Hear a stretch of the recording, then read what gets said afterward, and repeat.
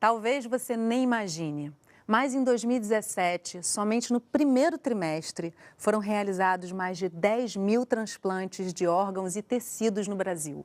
O número ainda não é suficiente para eliminar uma fila com mais de 35 mil brasileiros que esperam por um órgão. Mas é uma boa notícia se considerarmos que o número de transplantes realizados cresce a cada ano. E é importante dizer, no Brasil, 90% dos transplantes são realizados através do SUS, que tem o maior sistema público de transplantes do mundo. Para cada um desses mais de 10 mil transplantes, famílias inteiras se viram naquele que provavelmente foi o momento mais intenso de suas vidas. Em muitos casos, morte e renascimento colocaram duas famílias em lados extremos de dor ou alegria. E essas pessoas, provavelmente, nunca vão se conhecer. É por isso tudo que é sempre bom conversar sobre doação e transplantes de órgãos em família. E é sobre isso que a gente conversa hoje com a Elizabeth Ribeiro, psicóloga que recebeu um transplante de fígado, Gabriel Teixeira, coordenador do Programa Estadual de Transplantes do Estado do Rio de Janeiro, e Patrícia Freitas, representante da Associação dos Doentes Renais e Transplantados do Estado do Rio de Janeiro. Gente, muito obrigado por estar aqui com a gente hoje, compartilhando um pouco dessa história, né, que geralmente são histórias bonitas, né, Gabriel? Eu que agradeço. Você vem acompanhando há algum tempo isso pelo programa. Eu queria começar com você, trazendo um panorama de como é que a gente está hoje e sabendo como é que ficou essa transformação, porque nos últimos anos cresceu bastante, evoluímos nesse sentido, né? O Rio de Janeiro, principalmente, não fazia transplantes quase, né? Sim. Como é que a gente está hoje nesse panorama? Olha, primeiramente, obrigado pelo espaço, né? É um prazer estar aqui no programa para falar de um assunto que mexe tanto com a vida das pessoas, né? A nossa história aqui no Rio, ela começa a mudar em 2010, quando é lançado o que a gente chama de Programa Estadual de Transplante, que a gente chama carinhosamente de PET, né? E a partir da criação do programa, que foi uma reestruturação, na verdade, das ações que envolvem a identificação, a doação e o transplante, a gente conseguiu melhorar os números ao longo dos últimos 7 anos. Deixa eu trazer aqui as nossas convidadas que receberam a doação de transplante e o transplante, né? Começar com você, Elizabeth. Você, no caso, recebeu um fígado. Como é que foi essa vivência? Foi muito importante, porque se eu não tivesse, né, esse doador que salvou a minha vida, eu não estaria aqui agora participando com vocês desse programa. Quero agradecer a oportunidade de estar aqui mais uma vez. E a sociedade, ela precisa se conscientizar mais que tem pessoas, né, que aguardam um órgão e é muito difícil, né, para a família, não só do doador. Como é que foi receber essa notícia aí? Foi maravilhosa, porque quando você descobre, né, a doença em si, porque é uma doença silenciosa que você, né, não tem...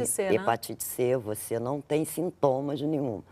E quando começa a se agravar, ela se torna tão veloz de uma forma que, de repente, você se encontra entre a vida e a morte. Questões de meses. Então, você vai para a fila, é muito sofrimento, você espera um doador. E, com certeza, eu fui agraciada aqui de um órgão que chegou aqui no Rio de Janeiro, do Paraná. E foi o dia mais feliz da minha vida. Recebeu aquela notícia? A notícia maravilhosa, porque chegou a sua vez e você vai ser transplantado agora. Eu falei, meu Deus. Vou trazer essa história em capítulos, Beth, para a gente emocionar o programa inteiro. Okay. Porque eu acho que tem muita emoção realmente, né? A Patrícia também vivenciou essa emoção em dobro, né? Porque você recebeu 2 órgãos num único transplante. Inclusive, teve amigos que te ofereceram. Não é qualquer amigo que oferece um órgão, não é? Sim, Como é que foi isso, Patrícia? Eu sou diabética desde criança, né? E em 2008 eu descobri que eu precisaria dialisar porque meus rins entraram em falência. Então comecei a fazer hemodiálise, minha mãe chegou a fazer os exames para poder me doar o rim, mas infelizmente ela não pôde doar. Então alguns amigos, né, se ofereceram, mas pelo problema da diabetes eu resolvi tentar um transplante duplo, né, de rim e pâncreas para tentar sanar os 2 problemas. Então, assim, o Rio, infelizmente, não faz transplante de rim e pâncreas. Eu dialisei, fiz hemodiálise por 6 anos e meio e acabei entrando na fila de transplante em São Paulo, que eu fiquei 1 ano e 11 meses na fila, e as incertezas, vai dar tudo certo, não vai dar, como vai ser a recuperação, né? Vou ter que estar lá sempre ou não. Toda uma questão isso é interessante trazer, emocional. Né? Isso é interessante envolvida. trazer, né, Gabriel? A gente tem um programa que é nacional também, né? Se organiza nacionalmente, uma fila de transplantes que é uma fila única e toda essa necessidade de organização que eu acho que talvez mais do que financiamento ou tanto quanto financiamento, ela é essencial, né? Sim. Como é que você verifica essa organização hoje e qual é a proporção de amigos e pessoas que estão fazendo esse tipo de doação? Porque a questão da doação, realmente, como a Elizabeth falou, é super importante, né? Pois é, assim, o que a gente costuma dizer é o seguinte, que tudo começa com, na maioria das vezes, né, quando é o transplante do paciente falecido em morte cefálica, tudo começa com o sim da família, né? Sem esse sim, todo o trabalho que a gente vai ter depois desse sim não acontece. Então, é importante discutir isso aqui, porque sem a doação não existe transplante. E a oportunidade, o melhor momento de discutir sobre doação de órgãos é com as famílias, né? E, se possível, não no momento onde você recebe o diagnóstico de que um familiar seu querido morreu, né? O momento de discutir isso, talvez tomar essa decisão, seja sentado à mesa tomando café da manhã, ou almoçando, ou num jantar. As pessoas não gostam muito de conversar sobre a morte, né? Pois fogem disso, mas ela chega um dia, né? É cultural, mas é o que a gente tenta levar hoje para a sociedade, né? Que as pessoas, na verdade, ninguém é obrigado a ser ou não ser doador. Nosso papel não é induzir você a uma coisa ou outra. Não, na verdade não é isso. É que você possa tomar a sua decisão com a informação correta, dada na hora correta, da forma correta. Né? Então, isso que a gente preza. De amor, né? Que a gente chama de a doação altruísta, que a gente chama. Onde você doa sem esperar nada em troca. Não há mais nada que se esperar em troca. Exatamente. Também, né? E a questão da doação em vida, né? Porque o rim se pode doar em vida, parte do fígado, algumas patologias, você tem a possibilidade de doar parte do seu fígado. Então, assim, seu fígado vai se restabelecer e você vai estar ajudando uma pessoa em vida. Uma tendência mundial, no Brasil não é diferente, é que, como a doação em vida é uma coisa obviamente factível, mas ela coloca em risco também o doador. Né? Não é uma cirurgia simples, não? Não é uma cirurgia simples. Então, hoje em dia, os números de transplantes intervivos vêm diminuindo ao passo que os transplantes dos doadores que já faleceram vêm aumentando. Essa que é a tendência mundial. Né? Então, obviamente que existem casos e é uma modalidade de transplante importante, mas acaba que a doação de um doador falecido acaba sendo preferível porque você não coloca em risco uma segunda vida, né? Que vai doar um pedaço do fígado. E os países que têm maior quantidade de doadores são países que têm campanhas permanentes sobre isso, né? A gente aqui não vê realmente na TV veiculado com... Eu não me lembro de ter visto uma campanha realmente incisiva nesse sentido, né? Isso. Falta ainda, né, essa chegada na mídia, né, com muito mais ênfase, né, para que haja essa comunicação, que as pessoas elas têm que se conscientizar a importância da doação. Você imagina agora quantas pessoas sofrendo. No meu caso, né, que foi de um doador, né, cadavérico. Por quê? O meu fígado, ele não tinha mais. Então, para mim, só restava o transplante. Então, eu tive que tirar o órgão inteiro. É muito importante trazer isso, né? Muito importante. Eu queria trazer para essa conversa uma reportagem que a gente fez alguns anos atrás. O Canal Saúde foi até Blumenau fazer essa reportagem, que eu acho que vai alimentar bastante a nossa conversa. É uma história que traz bastante disso que você está trazendo, Elizabeth. Então, no próximo bloco, você vai conhecer uma família de Santa Catarina que viveu os dois lados dessa história e se tornou ativista pela doação de órgãos. É uma história incrível. Não sai daí que o intervalo é bem rapidinho.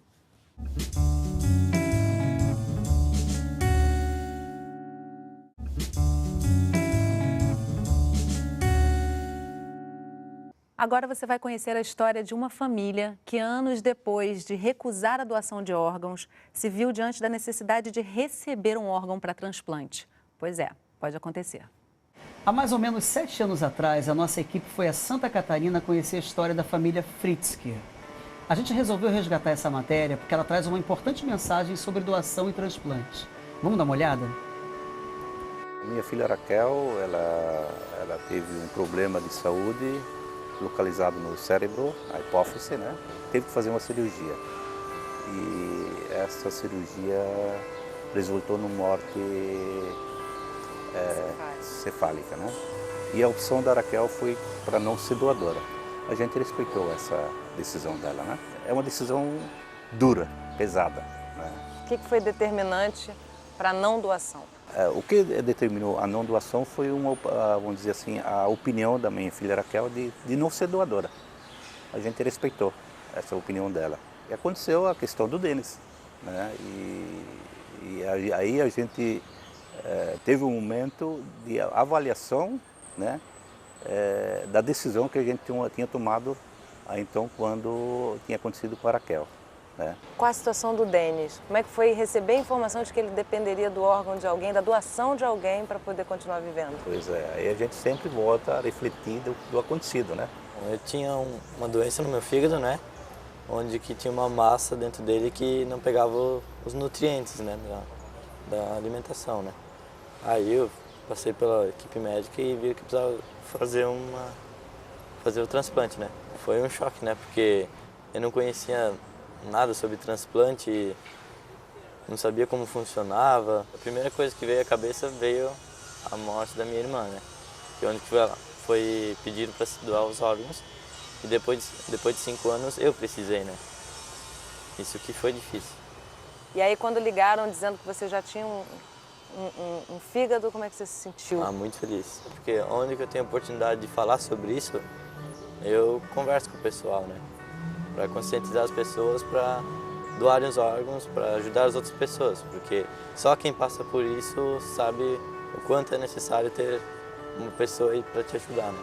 Nós contactamos o Denis, que hoje está com 24 anos, para saber como está a sua vida depois desse tempo todo. Ele está em Montevidéu e falou com a gente por videoconferência. Olá, tudo bem? Esses 10 anos foram 10 anos maravilhosos na minha vida. Na verdade, um começo novo da minha vida, né? Depois que eu fiz os transplantes, eu tive, na verdade, uma vida normal. Não tive nenhuma dificuldade, nenhum problema com questão do fígado, né? Hoje em dia, eu faço minhas atividades normais, eu trabalho, já sou formado em administração, hoje trabalho numa instituição financeira, faço minhas atividades físicas, vou na academia, eu gosto de pedalar, jogo futebol, vôlei, então é tranquilo, só tendo cuidado com os medicamentos, né? E o acompanhamento médico, que é de cada 4 a 3 meses. Me diz o que significou esse transplante na tua vida? Para mim é um recomeço. Eu olho a minha vida com outros olhos. Dou valor às pequenas coisas hoje em dia, né? Aconteceu na minha família que a minha irmã era para doar órgãos, não foi doado por falta de informação e um tempo depois eu precisei. Então eu sei o quanto isso é importante e bom para a minha família. Se você encontrasse a família que te doou o órgão, o que você diria para eles? Eu ia agradecer. Com certeza, é o único sentimento que eu teria de agradecimento. E mostrar talvez o que eles fizeram tão grande que isso foi. E o bem que eles fizeram para a nossa família. Por mais difícil talvez que seja a perda para eles, mas eles estão alegrando uma outra família. Eu acho isso um gesto muito bonito.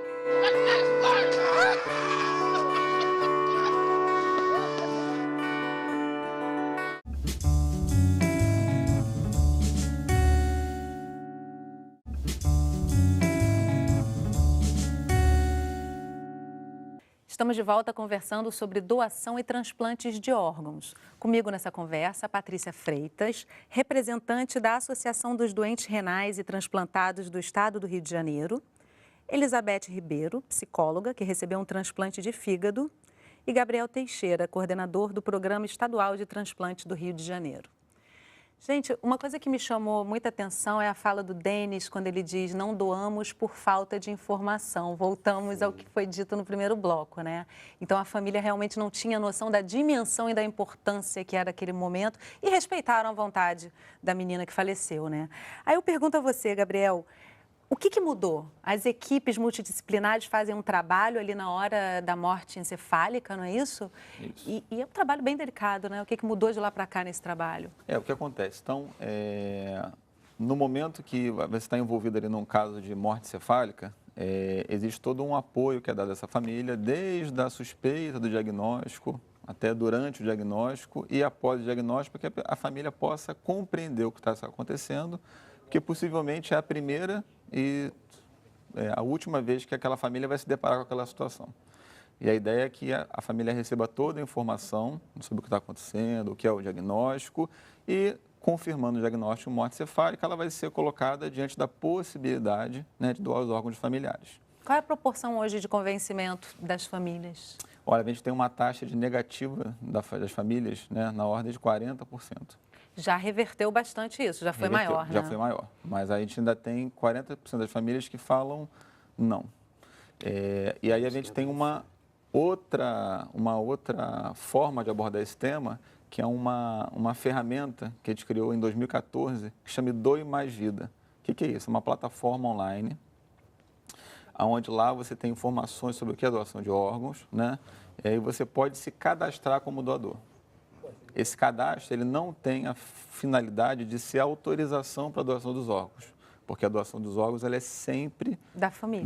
Isso mudou também, né? Porque mudou. Antes ficava no documento, pessoa, no caso da Raquel, que foi a menina que faleceu, ela tinha colocado na identidade dela que ela não queria, que ela era não doadora, Exatamente. Né? Agora é a família que decide, né? Isso acabou. Há mais de uma década isso foi encerrado, esse tipo de que era presumida, né? Agora passa a ser consentida. Ninguém pensa realmente de fato na possibilidade de falecer, ainda mais tão nova, né? Mas você, a partir do momento também que você entra para fazer o transplante, né? Quando você está se dirigindo para o centro cirúrgico, tem né? Você é assistida também por uma equipe, né? Como você falou, multidisciplinar.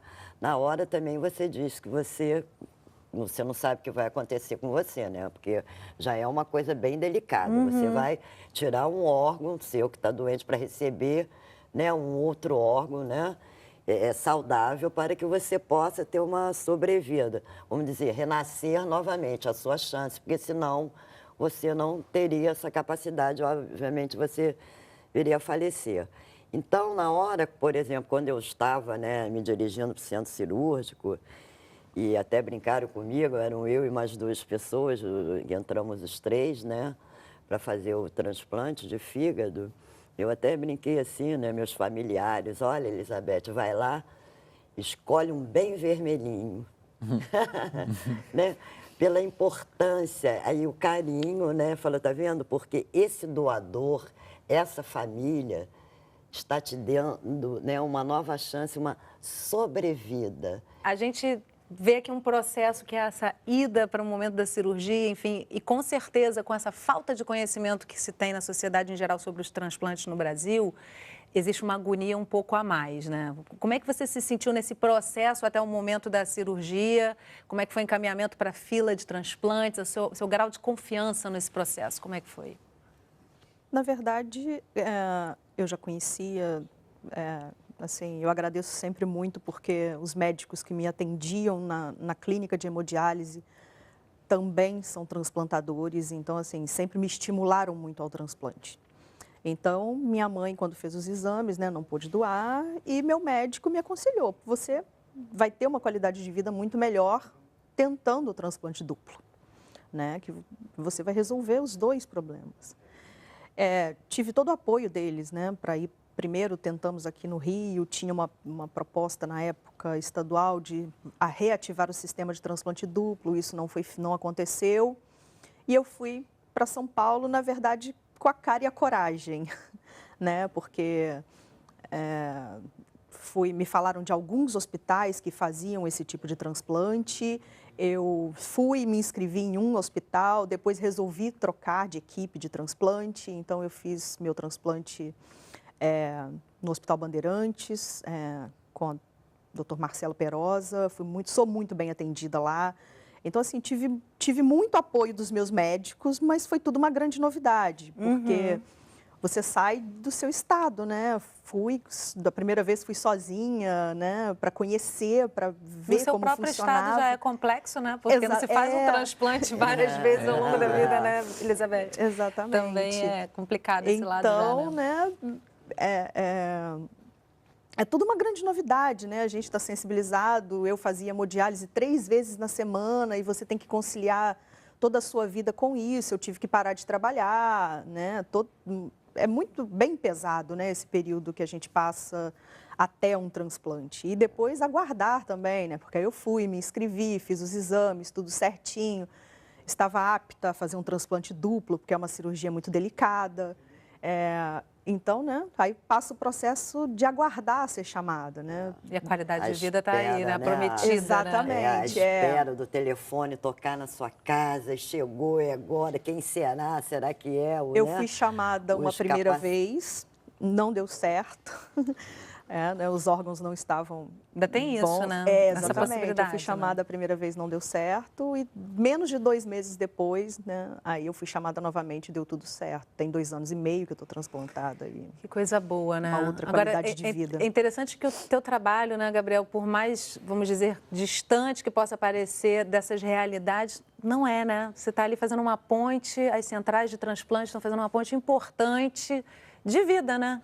Pois é, assim, é uma grande oportunidade estar aqui, né? Porque na maior parte do tempo a gente está vivendo o outro lado do transplante, que é a doação. Né? Então, envolvido com as famílias que estão nas unidades de terapia intensiva, que perderam seus familiares, que doaram os órgãos daquelas pessoas que elas gostavam, mas a gente tem poucas oportunidades de estar com o outro lado do transplante, que são as pessoas que vão receber aqueles órgãos. Né? Então, é muito legal ver a Elizabeth, ver a Patrícia, que receberam seus órgãos. E no meio disso, saudáveis. né, tem uma dedicação enorme, né? Assim, a gente, quando fez esse trabalho em 2010 em Blumenau, a gente viu ali a dedicação do médico, que às vezes fica 3 dias sem dormir, porque a hora que o órgão aparece, eles precisam ir buscar, e não importa se já estão há 2 dias sem dormir. É muito amor, realmente, muito amor. São equipes muito dedicadas. Faz, né? Muito dedicadas. É uma dedicação, são pessoas que vivem para isso, na verdade. Né? Tanto as equipes que trabalham com a doação e tanto aquelas que trabalham com o transplante. Né? E é importante dizer que mesmo quando se tratam de hospitais privados, o que ocorre muitas vezes, né? Mesmo assim, são financiados pelo SUS, né? SUS, o meu transplante foi feito num hospital privado, financiado pelo SUS. Eu também. É importante ressaltar isso, né? Porque a gente tem essa iniciativa, esse programa que vem dando certo. Eu sinto falta realmente de ver na imprensa, na grande mídia, mais sobre isso, né? Porque estamos realmente fazendo vamos dizer, uma revolução silenciosa e lenta, talvez, para a necessidade urgente de quem está esperando na fila de transplante, né? Certamente, se eu tivesse a oportunidade de discutir mais sobre o tema, né, nos veículos de comunicação, a gente talvez não tivesse 40% negativa das famílias, porque essas famílias poderiam tomar suas decisões com uma qualidade de informação melhor, né, e ter contato com isso no momento prévio. Isso seria bastante importante. E é importante dizer que você tem uma negativa de 40% e que nem todos os órgãos, como a Patrícia citou aqui, nem todos os órgãos que são doados conseguem-se realmente o aproveitamento pleno, né? Existe uma taxa muito grande de perda desses órgãos, Gabriel? O que acontece? O transplante é um procedimento cirúrgico, é um procedimento bastante delicado, né, onde o objetivo final é que você tenha segurança para aquele que vai receber um órgão. Então, durante todo o processo, o órgão, o doador, são avaliados e reavaliados. Né? Então, por vezes, você tem a família que sim, que doou os órgãos, mas por alguma condição do doador, aqueles órgãos não puderam ser aproveitados para transplante. A gente está se encaminhando para o final do programa. Eu não queria deixar de citar aqui também uma outra fala do Denis, que eu queria trazer a reprodução aqui para vocês. O Denis fala que passou a olhar a vida com outros olhos e dar valor a pequenas coisas. É bem clichê até falando isso, mas com certeza para quem está vivendo não é nada clichê, né, Elizabeth? Não é não. O tratamento é bem sofrido. Você fica, né, desorientado, seu corpo vai mudando, você não se reconhece, e só com muito amor da família, né, e dos seus médicos ali te tratando, porque aí você consegue, né, se manter até o seu órgão chegar. Patrícia, me dá uma breve fala sua, como é que é olhar a vida depois de receber 2 órgãos? A qualidade de vida é incrível, né? Assim, eu diabética desde 11 anos, eu tomava insulina e media, né, a glicose constantemente, era 4, 5 vezes ao dia. E hoje acordar, poder ir direto para a cozinha tomar um café é incrível, né? Incrível. Quem está em casa precisa saber disso, é incrível tomar um café assim que acorda. No início parecia que estava faltando alguma coisa, que eu estava esquecendo alguma coisa. Ou está sobrando alguma coisa, tem um café a mais aqui no meu dia já, que bom, Não, né? mas assim, né? Eu tinha que acordar, medir a glicose, tomar insulina, para depois fazer qualquer outra coisa, né? Então, assim, as doações em geral são assim, modificam a vida da pessoa completamente, né?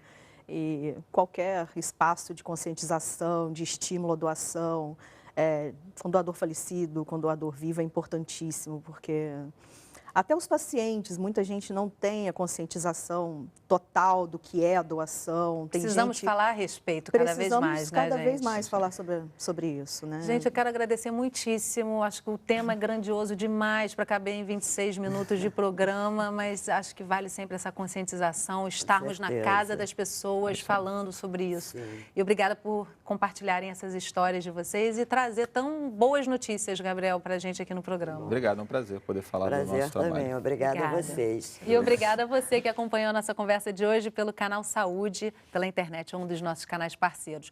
E não deixe de conversar com a sua família sobre doação de órgãos. A gente nunca sabe de qual lado da história a gente pode estar um dia. Eu espero você no nosso próximo programa. Até lá!